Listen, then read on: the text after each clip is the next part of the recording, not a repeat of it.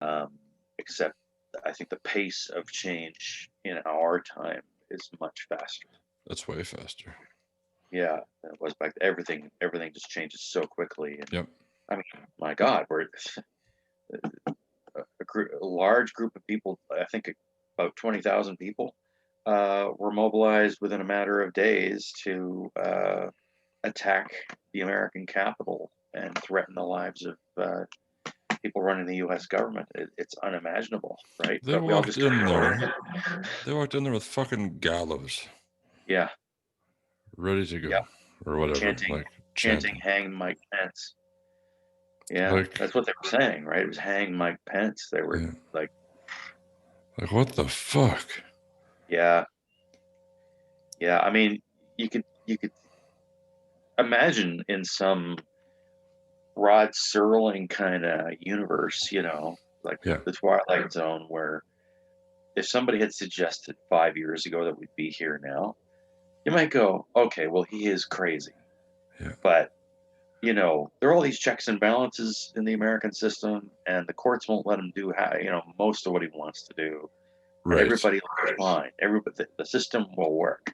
Yeah. And I can't imagine that if anybody had written this scenario out as a speculative piece of science fiction or something back then, people would have gone, no, it's not that bad. I mean, that's just a silly bit of like, uh, you know, uh, they're trying to say it's bad by making it seem worse. Yeah. But yeah, nobody would have believed it. It's like all of those conspiracy theory movies from the '60s have suddenly like come to pass. Yeah. Right? Exactly. There was, yeah, like there was the Manchurian Candidate, right? Where Yes. foreign government was setting somebody up to be president. So I think it was China or Korea, North Korea could rule the anyway. And then there was a great one that I think a lot again by Rod Serling. Mhm. It was nominated for an Oscar. It was called 5 Days in May. Okay. I'd look for it if you haven't seen it. 5 days in May. Okay. 5 Days in May. It's got Kirk Douglas, Burt Lancaster. It's a star-studded cast from back then. And it was about a peacemaker president getting elected who had concluded a treaty with the Soviets where they're going to eliminate their nuclear arsenals altogether. And so the Pentagon and the security establishment turned on the president and made a plan to depose him. So it's all about a coup, really, in America. Well, that And sounds familiar. yeah, exactly. So it's crazy, you have to expect some, doomsday weapon to be lit off somewhere and capture, Dr. Strangelove. That would be way too entertaining. This is just it's a nightmare, man. Like Yeah, I couldn't believe that shit when I saw, you scroll through Twitter and I saw like fucking legions of people storm the Capitol. I was like, what's yeah, happening? What the yeah, fuck is happening? Like, yeah, yeah, but the memes, oh my God, yeah, they yeah, were fucking hilarious, but they were true. yeah, But you had to laugh at them. Like yeah, yeah. the one that made me piss myself laughing was the one where they put fucking Donkey Kong on top of the wall and called it Oh, Honky Kong. I saw I that. I know that laughed one. my Yeah, fucking ass off so yeah, hard. I was like, oh my yeah. God. Well, Well, like we need to be able to release the nervous, like, holy fuckness of that what? Yeah, the somehow, nervous holy right? Like, fuckness. Yeah, exactly. like, and I think laughter is an okay way to do it. Right. It's not. I mean, there's nothing disrespectful about that kind of meme or anything. Yeah. But anyhow, yeah. So, I've working with renewed energy on the Resist album, which I thought was going to be out by Christmas, I think. Hmm. But wound up pulling back from because I guess one corner of my personality had creative differences with another, and they were going to break up, go on Okay. the farewell tour, but I talked them out of it. That's good. So we're back. We're That's good. back now, and yeah, I really I think I had tried to impose an artificial deadline, um, and well, that's effectively what I did do. Hmm. And if I've learned anything, it's that I got to trust the process and just let it, Yeah. happen. Yeah. And as a result, I find these um, pushes for me as an artist come in like surges, Yeah. and then kind of disappear for a little while. Um, Rarely do I finish one project and think, oh, I've got so much more, I want to get to immediately. I find it ebbs at that point, Mhm. comes back up. So yeah, I'm in a much better creative um, space, and it's been yielding actual work product that Nice. I'm happy with. So the song I sent you earlier Churches for today, sale. yeah, right. Just a bit of background on that. Yes. I had planned to have a track called "Churches for Sale" on my first album back in 2016, Mhm. and it wasn't what I wound up meaning by it. So to provide that context, the song "Churches for Sale" is, I guess, my indictment of um, the evangelical community, a large cross section of the evangelical community's full-throated support for everything Mhm. that was antithetical to biblical Christianity um, through the Trump administration. And so I was thinking about just so many of those darn prayer meetings that he was, posted to. Um, uh, in one case, what really caught my attention was um, even these evangelicals who wanted so badly to believe that he was their Messiah, who was going to change everything, and that he was a good Christian man, Mhm. um, uh, just seemed shocked themselves. There's a recent thing where he showed up and the pastor gave a prayer before they had lunch, Mhm. and he said, ask God to take political um, vindictiveness out of your heart, and if you can't do it, then ask God to help you fake it. And right after that, they called Trump up to the podium, and he looked to their minister and he said, "Paul, I'm not sure I agree with you on that." Like, Oh my God. yeah, yeah. But I mean, the utter hypocrisy of it Yeah.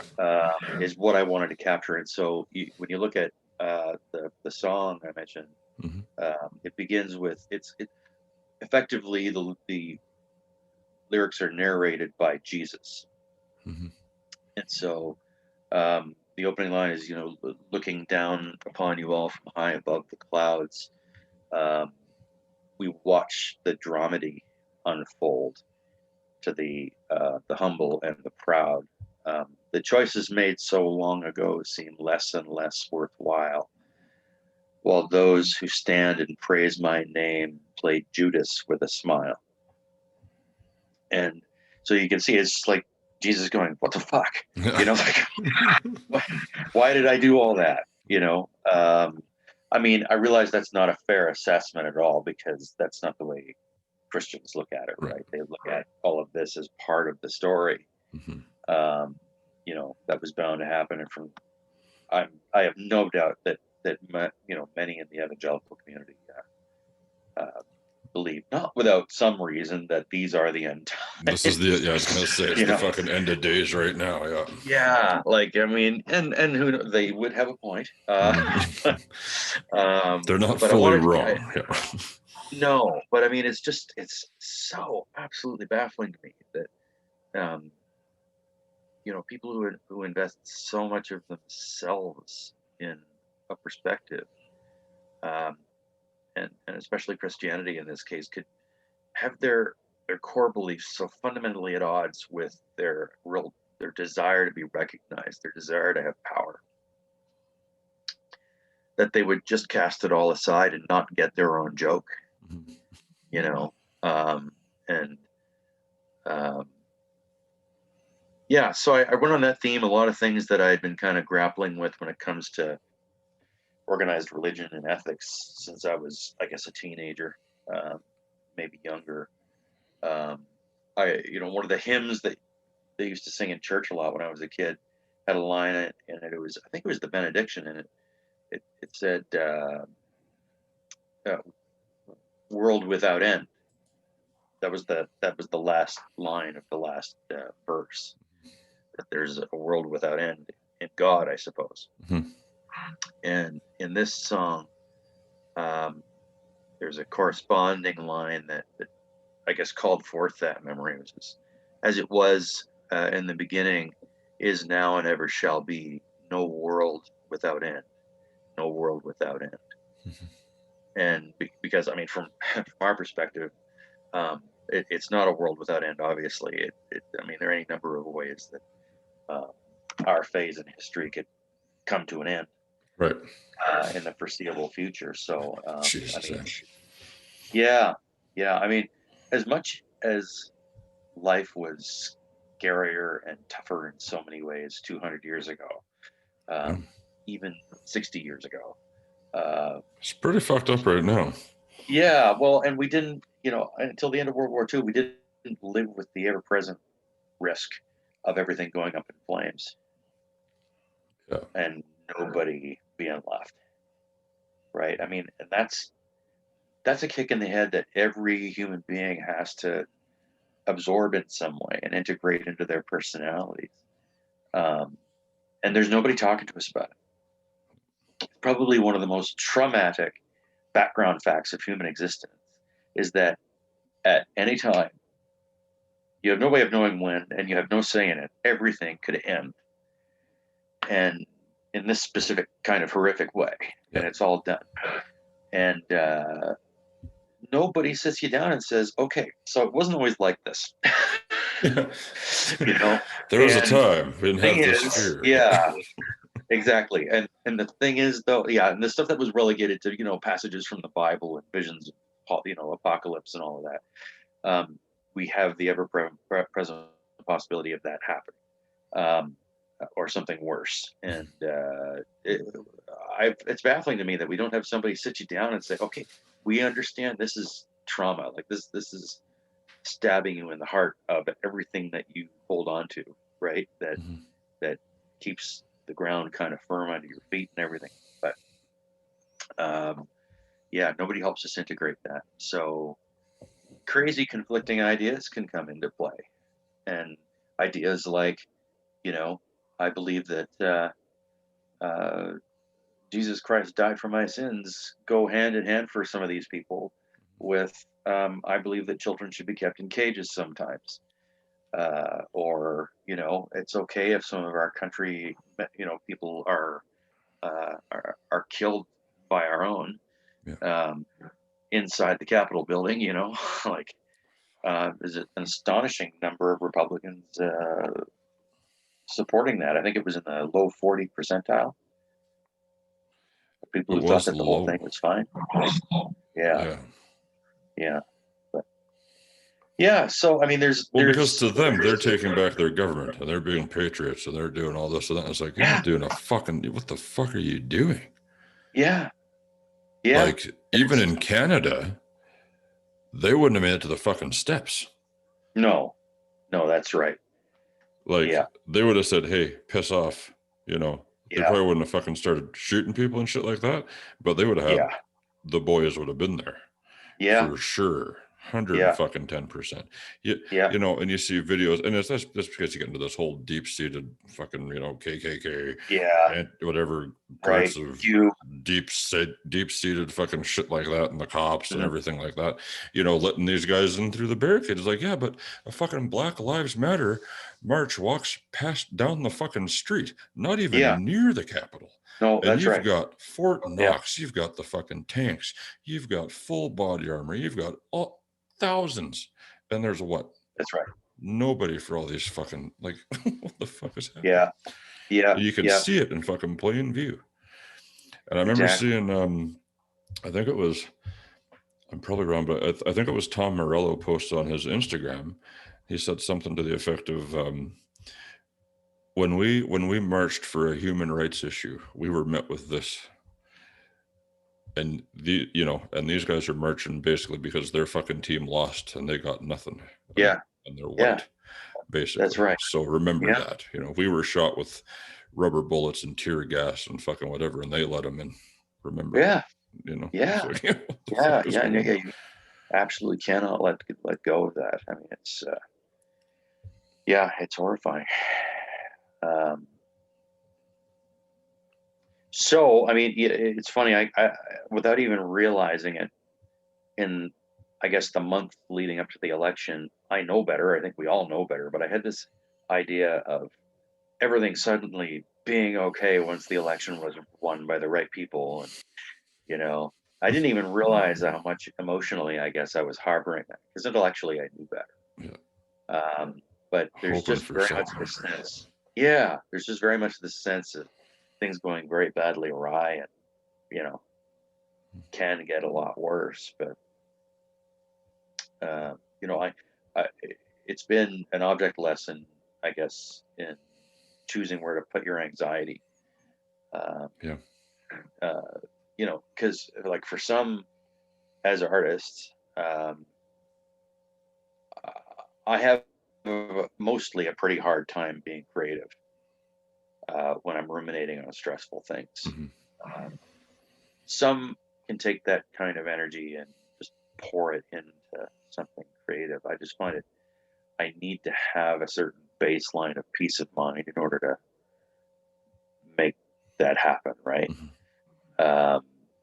That's just the way that my head works. It might work totally different, but this whole sense of impending crisis for so long, especially having been, I mean, we're coming up on soon to be 11 months since the lockdown began. 11 months. Yeah.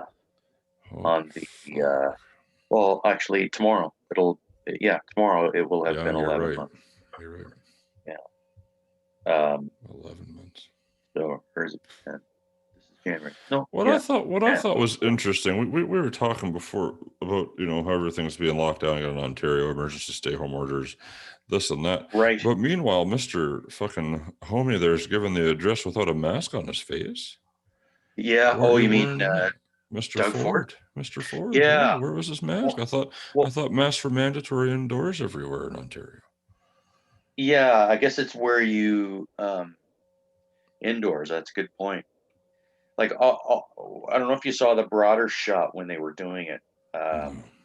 Whoever came up to the podium to speak took their mask off, and then they put it back on when they went back. It back on when they went back. Okay, see, well, that makes sense. I mean, just keep the fucking mask on. People can understand you talking. It's not as like, you're not going to sound like this. Yeah, it you know, do you that. can fucking talk just fine. I was thinking the same thing, that it had to do with making, you know, now they've got a constituency of people who would be hard of hearing. Very true. So Very true. there is an argument that you'd be, you know, unless you had a sign language interpreter, which they often do. Which I assume, most do, but yeah. But we're still living in this time of crisis that motivated.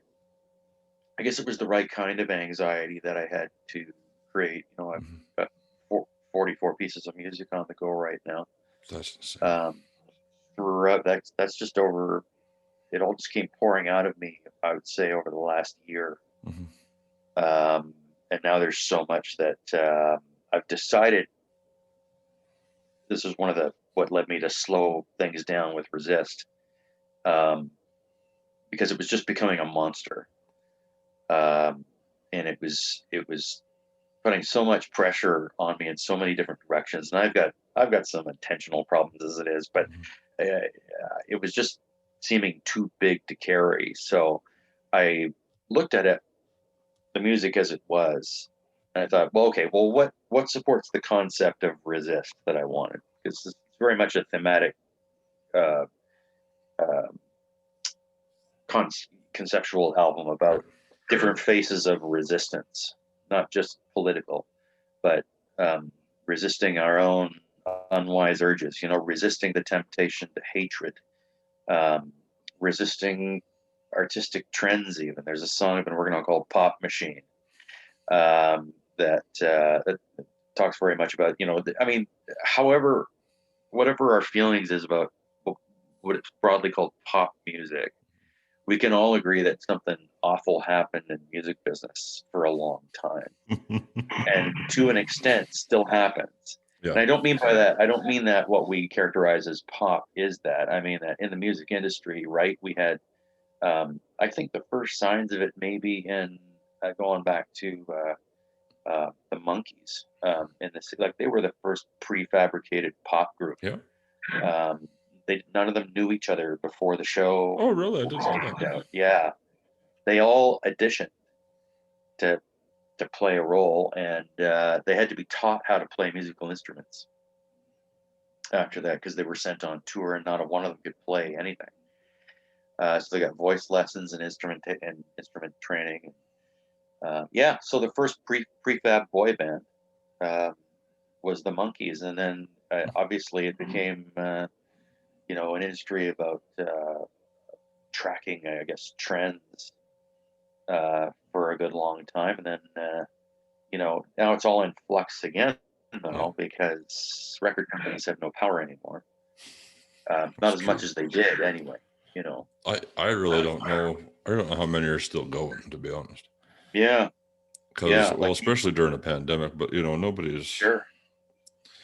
Like that's your whole thing. Is getting fucking getting them asses in seats and selling merch. Like if you can't do that, what the fuck does anybody need you for? Yeah, exactly. And how do professionals make money at times? Well, yeah, how? And that sucks. I feel bad for them, but these guys had platinum fucking albums and shit like that. They're fine. They've got money coming in. But how do they do it still, right? Like it affects everybody from the top to the bottom for sure. That's right. Probably like live streaming, I guess. They charge whatever to do a live stream or something like that. That's true. And have you ever heard of Derek Sherinian? You know him? No. He's a progressive rock keyboard player, and what he does is really assemble kind of these all-star bands, fellow prog instrumental players. He's doing an interesting thing, which is indie musicians. Are you working on some music? Get in touch with me. And then you DM him, and he writes back, and he's saying, if you send me a track you're working on, if you want, I will do a solo on it. And I've got different packages, right? So if if I play something on it and you don't want to use it, then no charge. It's just, hey, it didn't work out. If you do want to use it, then I start at $500 per minute kind of thing. Oof. And that was actually the deal. I was shocked. $500 a minute. I'm sorry, but like, holy shit, man. I'm sorry, but I got a fucking hard pass on that. Right? Yeah, hard. No. Dude, $500 a minute. Fuck you. I could do a fucking album for $500. Yeah, exactly. Not right? 1 minute of a song. Like, you're good and everything, but like, fuck off. I would rule to be paid. That's like exploitation at that point. You're just fucking robbing people. I just said, thanks. I'd love to. There's always a catch. But I mean, that is one way for at least those who are in a certain, I think, stratosphere, are able to do that. But the rest of us, I'm not going to be cold calling anybody and offering to do solos for. So you should start just say, listen, you want me to shred on your fucking album? Yeah. $400 a second. That's right. Yeah. It's going to be the best second of your life. There you go. Yeah, $400. that's right. That made the song. Yes, exactly. Different now. Fuck, man, that solo you had on Christmas Presents, that was insane. Oh, thank you. Beautiful song. Beautiful work. We played the crap out of that on SLE Radio. That was a good tune. Thank you. That means so much to me. Thank you. Love I really song. appreciate it. Well, it's such a classic. It's a good song. I'm waiting for next Christmas to play it already. I might just play it because, but that's a good fucking song. That's in the rotation. Yeah, dude. Thank you. That was good. I really appreciate that. Thank you. Same with this one. Churches. Like, what a song, dude. Like, I'd like to give people a sample of it if I could. Yeah, please. What do you think? Great. Can I just? I'm gonna share this fucking thing right now. 1 second. Yeah. Thank you. I started to do this recently, just sharing sound quickly, just for a quick little minute. Oh, wow. So, of course, now how do I do that again? There you are. Share sound. That's the one. We'll play the first little bit of this. Skip it around. Give you a sample, everyone, so you can hear what's coming. I would start it at like close to a minute and a half. Minute and a half. Okay.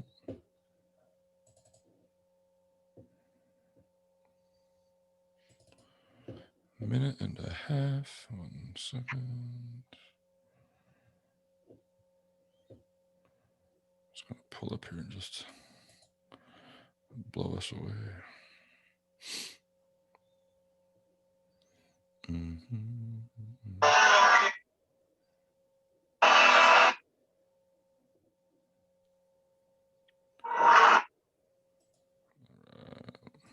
Actually, it's 30 seconds. Sorry. 30 seconds. 30 seconds. 30 seconds. Here we go. This is brand new Churches for Sale by No Commercial Potential right here on the podcast. I'll give you about 30 seconds of this, see what you think of it. And stay tuned for it. It's going to be a fucking good one. For a purpose. I don't know what that is. But we need to get behind it and support it. Do anything.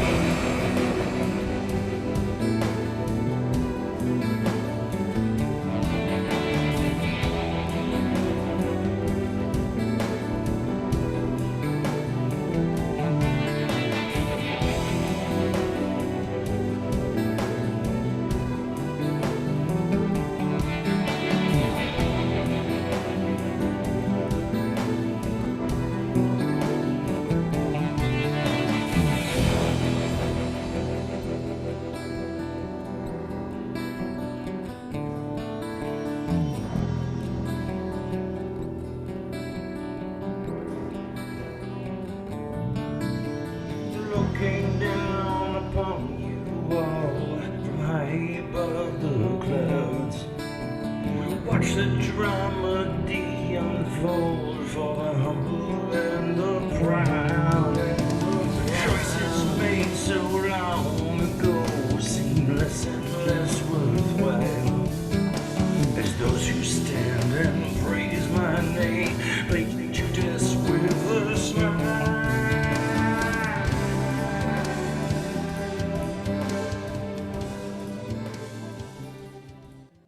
There you go. Thanks for doing that. Yeah, dude. Thank you. That was fucking fun. I like that. I'm excited. Well, thank you so much. I'm gonna get. I might get myself in a bit of trouble. There's a lot of anger and a lot of, I guess, long-standing kind of unresolved conflicts in myself over issues like, religion, where the rubber meets the road, and political oppression and manipulation of truth. So this album's gonna cover a spectrum of emotions and styles. There's another track in the works called "There Jesus Hates Us," which is sort of my gospel take on yes, Jesus loves me. So it's going to be done in a it's got I've recreated the feeling of an evangelical church, I think, during a praise session where you can hear the rhythmic clapping and the I've got all kind of gospel choir instrumentation going on, and it feels very much like you're in a Southern Baptist conference church somewhere. But it's going to be about everybody that Republican Jesus hates. Republican Jesus. There's Democrat Jesus and Republican Jesus. Yeah. There seemingly is, right? There's two different Jesuses. Yeah. One for every season. Yeah. Yeah. One that sees fit to. Well, there was this woman. Her name was Pamela White, I think it was. Okay. Who was Trump's supposed spiritual advisor for a time. Okay. And then she wound up working in the communications department at the White House, and as a close advisor. And so, just after her appointment, she's on her televangelism program, whooping the crowd to a froth, praying, among other things, that God would terminate any satanic pregnancies. Oh yeah. Good God. Fuck like, yeah, stable as hell. Yeah. Totally like, normal. Just should be in that position for sure. Yeah, good. Yeah. Yeah. That So was like the you're theme of his pro-life, whole but you thing. want God to terminate the Yeah. Yeah. Sorry, what were you saying? So that was just the theme of his whole presidency. It was like, hey, you, do you know anything about this? No, you're fucking in. You're good. You're good to go. Don't worry. Yeah. Well, Why take the most you know, qualified, right? Just, you yeah. can probably do it. There you go. Well, he wasn't Yeah, qualified. exactly. Well, you know, I take comfort in our system of government being so different from the one south of the border. Yeah. I have long admired the American Constitution. I thought it was a wonder of public administration, you know, and that they were really thinking things through in 1783, I guess, when they put that together. But I guess that the fault in any political system is that it assumes the self-interest of the politicians. It assumes the people in leadership will at least want to look like they're good people. And there was no contingency for a time in the future when people would no longer give a shit if they looked like good people or not. It's true. And I think that's what happened. I mean, like, they just don't care. They don't care how it looks, right? Even if they cared about what they were doing for real, they don't even care if it looks bad, right? So, but the better thing about our Canadian system, I think, and why I think a Trump is harder here, is that, you know, you don't just come in from the outside very often simply because you've got a lot of money and then successfully prosecute a campaign to be prime minister. You have to rise through the ranks, right? Like, you have to become party leader, and you necessarily have to learn how things work. You gotta get put up. You can't just go around to these guys and get more money than the next guy and say, okay, well, now you're fucking. Yeah. Exactly. The only way in is through the parties, and there are strict limits on what can be spent in a campaign. And but more than that, there's this whole, usually the way it works, there's this whole mentoring that goes on for politicians until they ultimately. Sometimes it's really fast, like it was with both Trudeau's. Right? They came up really fast because have basically was happening. So, but yeah, I take a bit of comfort. Like, even you have probably as many American friends as I do, probably a lot more, right? Online, and you know, they are surprised, you know, to know that you kind of can't just seize power the way it happens down there. A few billionaires here and there, you know. But yeah. Anyway, yeah. So that's what's going on. The Resist album is really coming along now. Good. I think it's just happening naturally. I haven't made a specific choice to do it, but I've been so locked, like many of us, I've been so locked onto the historic political realities about us, right? And everything that's such a danger right now, that it's been pouring out of me in one way or another, right? So once this album's done, I find that what's left is it's almost like my psyche loosening up again a little bit after having been so invested in sort of, like, you know, guerrilla musicianship for a while. Somewhere I'm starting to feel a little bit better about the future, maybe. So the themes I find my music is going into, again, are much broader and more universal, and not so much about shitty things that are happening just south of the border. That's good. Or here, yeah. For that matter. Yeah. It feels good to get back to that. You know, because it's weird for me. Music is kind of a compulsion. Like, I've said this before, I think, where it's not just I really like it. It's that I've got to do it, and I feel like something will go horribly wrong if I don't. If you don't do it. Yeah, like with my mental health, you know, emotional sense of well-being and all that.